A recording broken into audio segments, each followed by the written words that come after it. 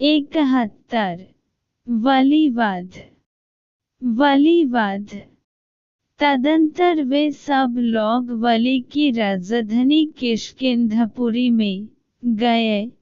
वहां पहुंचकर राम एक गहन वन में ठहर गए और सुग्रीव से कहा, तुम वली को युद्ध के लिए ललकारो और निर्भय होकर युद्ध करो।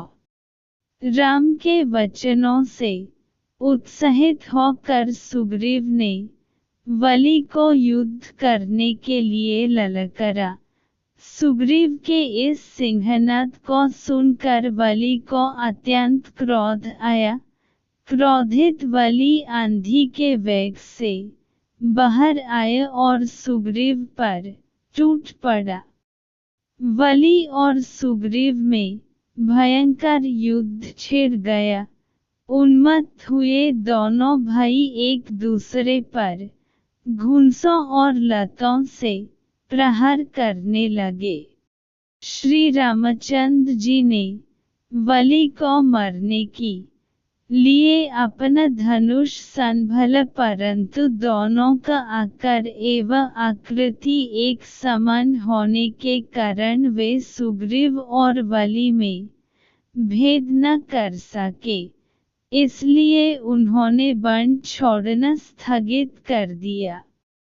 वली की मार न सह सकने के कारण सुग्रीव ऋष्यमुख पर्वत की ओर भागा।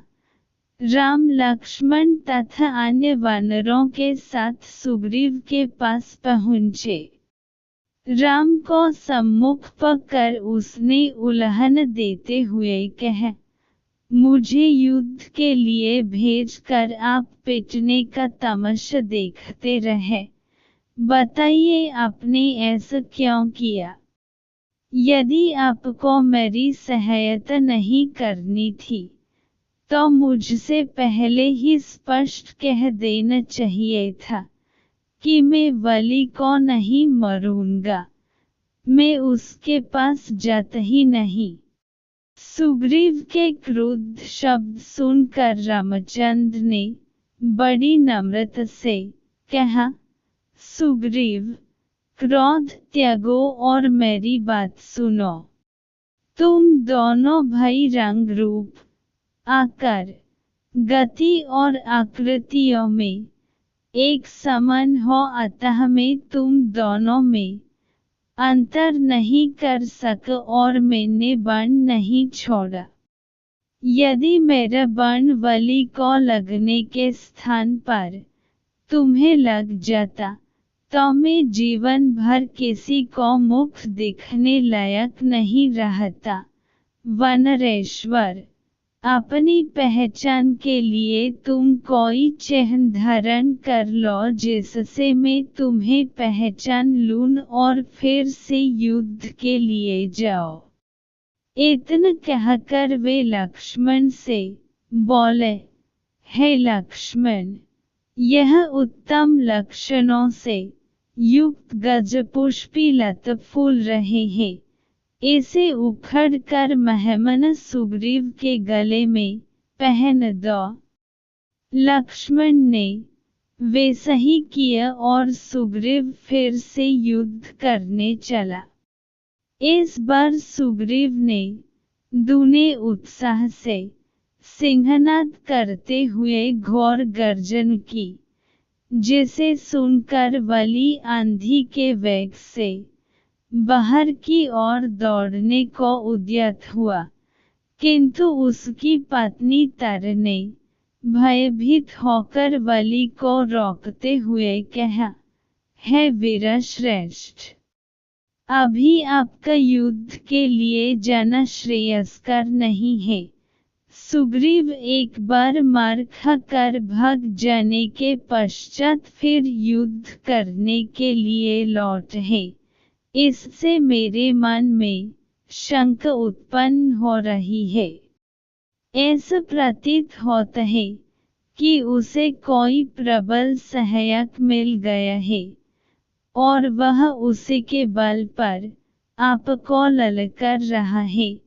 मुझे कुमार अंगद से सूचना मिल चुकी है कि अयोध्या के अजेय राजकुमारों राम और लक्ष्मण के साथ उसकी मैत्री हो गई है।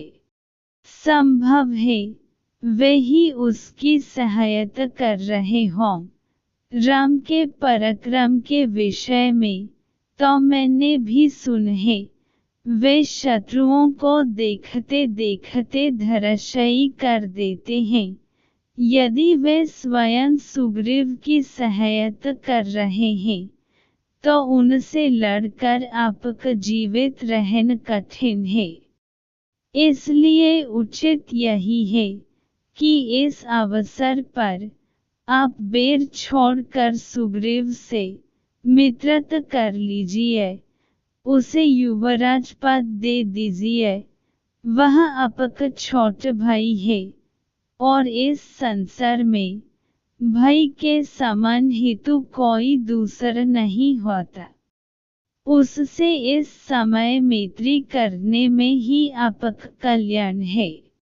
तारा के इस प्रकार समझने वाली ने कहा, वरुण ने मैं सुग्रीव की ललकार को सुनकर कायरों की भांति घर में छिपकर नहीं बैठ सकता और न ललकारने वाले से भयभीत होकर उसके सम्मुख मैत्री का हाथ ही बढ़ा सकता हूँ।